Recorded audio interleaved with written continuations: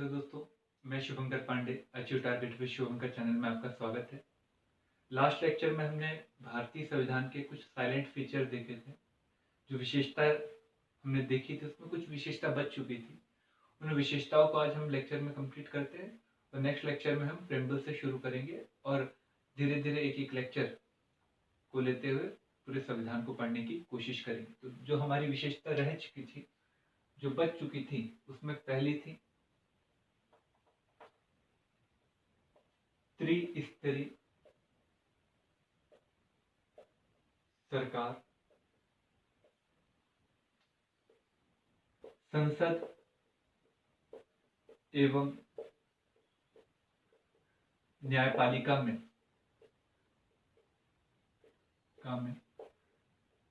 समन्वय।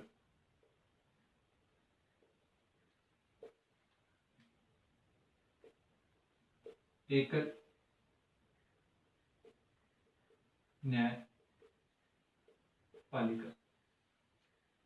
ये कुछ जो विशेषताएं हमारे संविधान की बच चुकी थी उसे हम देखते हैं।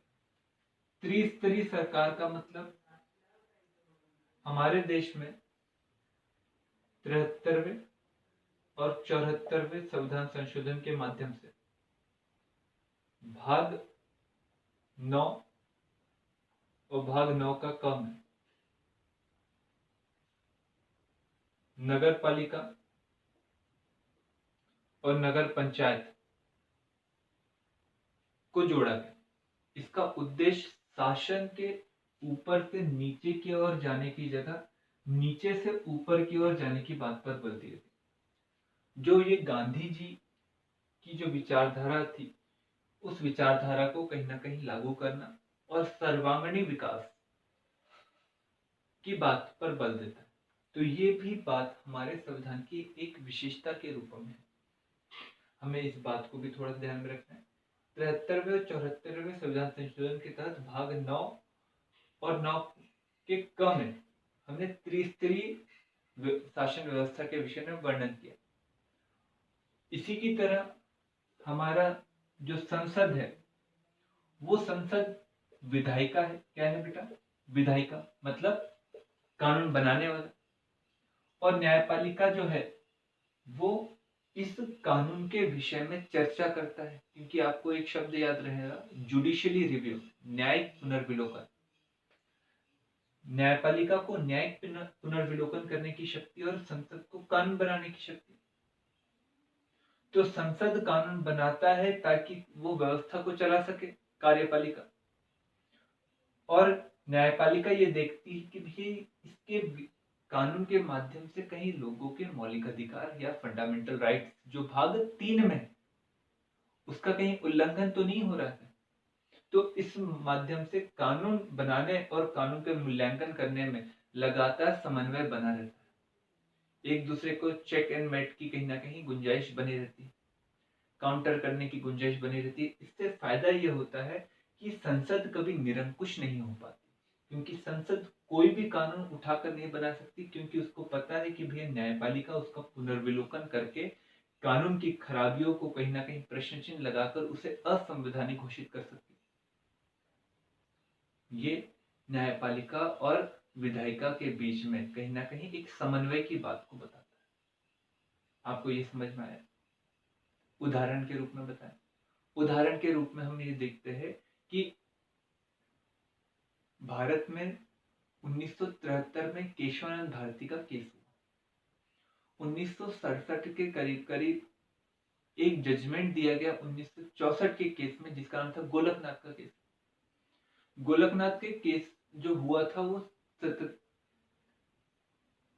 17वें संविधान संशोधन के विरोध में हुआ था। और 17वां जो संविधान संशोधन किया था सरकार के द्वारा, वो सरकार के द्वारा जो संविधान संशोधन किया गया था वो संविधान संशोधन कहीं ना कहीं भूमि अधिग्रहण से संबंधित था। और उस भूमि अधिग्रहण से संबंधित कानून बनाए किसने? संसद ने। और संसद ने जब कानून बनाया तो एक व्यक्ति की भूमि कहीं ना कहीं उसके अंतर्गत आ गई और वो दुखी हुआ और वो गया न्यायालय। वो सुप्रीम कोर्ट गया, सुप्रीम कोर्ट के द्वारा उस कानून को कहीं ना कहीं असंवैधानिक घोषित किया। तो मतलब इस समन्वय के माध्यम से सुप्रीम कोर्ट और न्यायपालिका, सुप्रीम कोर्ट और कार्य विधायिका के बीच में हमेशा समन्वय बना रहता है। एकल नागरिक न्यायपालिका, हमारे यहाँ पर एकल नागरिक न्यायपालिका है, अमेरिका में दोहरे नागरिक न्यायपालिका है। वहां पर स्टेट की अलग है और सेंट्रल की अलग है।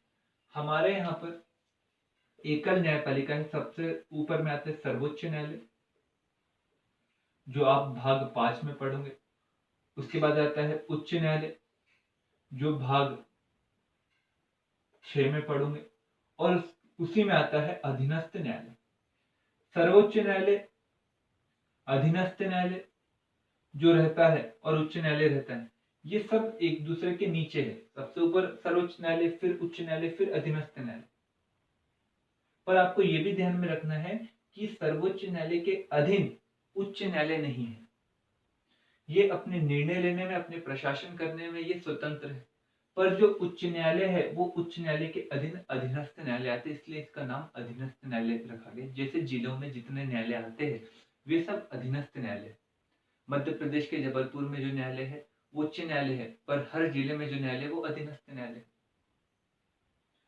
ये सब इसलिए भी रखा गया है क्योंकि इसके माध्यम से कानून की सर्वोच्चता कहीं ना कहीं स्थापित हो पाती है। कानूनों में कहीं ना कहीं बदल नहीं आता है, क्योंकि भारत को एक रूप में रखना है तो कानून में भी एक रूपता होनी चाहिए, जिसके कारण क्षेत्रवाद जैसी स्थिति कभी पनपती नहीं है। इसलिए हमने क्या किया, न्यायपालिका में भी एकता रखने की कोशिश की, और यही हमारे एक संविधान की खास विशेषता बनकर हमें दिखाई देती। तो आज के प्रश्न आप लिख लीजिए। पहला प्रश्न, जो हमने लेक्चर पूरे लिए उन्हीं लेक्चरों में से पहला प्रश्न, अल्पसंख्यक एवं मौलिकाधिकार समिति के अध्यक्ष संविधान सभा में कौन थे?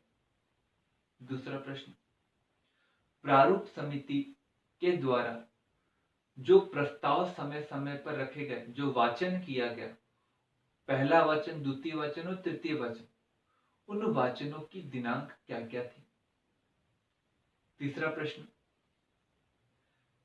संविधान सभा के द्वारा संविधान को कब अपनाया गया?